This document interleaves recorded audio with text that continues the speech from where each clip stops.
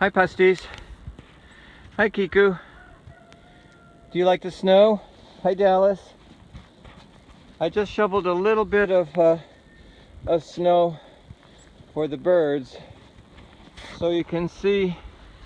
Yeah, you can see that we have just about, I would say, over a foot.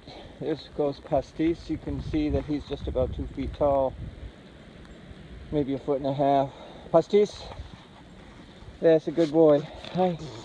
Today I'm not going to run around, I'm going to finish. Good boy. Yes, good baby. Good girl, Kiku. This is Kiku from Cotons that I rescued a couple months ago. Kiku. And they love to be outside. So here we are, back in the blizzard of 2017, and it is still snowing. It's been snowing for about 10 hours now, so I've got to conquer the front of the driveway and front of the house with a snowblower.